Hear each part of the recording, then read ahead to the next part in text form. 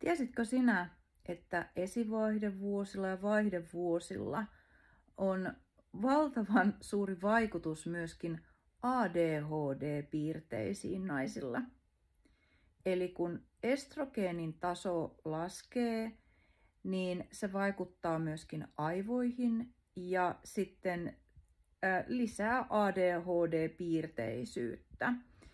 Eli monelle voi tulla myöskin niin kuin tässä iässä ADHD-diagnoosi siksi, että ne piirteet voimistuvat, keskittymiskyvyn puute, se on jonkinlainen ylivilkkaus aivoissa ja sitten myöskin kun on niitä muistin kanssa vähän ongelmia ja puurosuutta, niin tämä on aika soppa.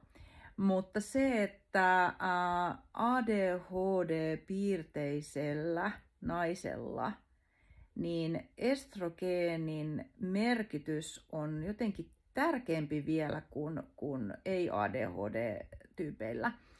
Eli tämäkin kannattaa niin kuin ymmärtää, että jos sinulla on sellaisia piirteitä, niin tällä on vaikutusta.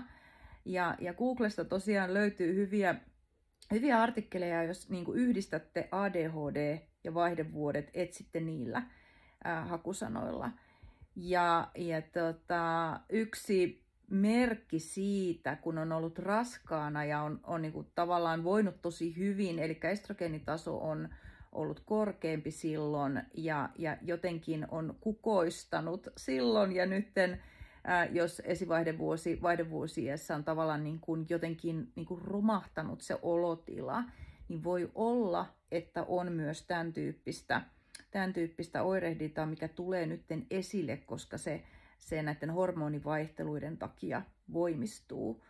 Mutta don't worry, tähänkin on apua saatavilla ja usein se keino on juurikin sen estrogeenikorvaushoito, mutta myöskin se, että hakeudu lääkäriin, tee itsellesi niin kuin tavallaan selvitystä siitä, että voisiko nämä oireet johtua tosiaan tämmöistä jostain ADHD-taustasta tai piirteistä, ja sitten hakeudut oikean hoidon pariin sen asian kanssa.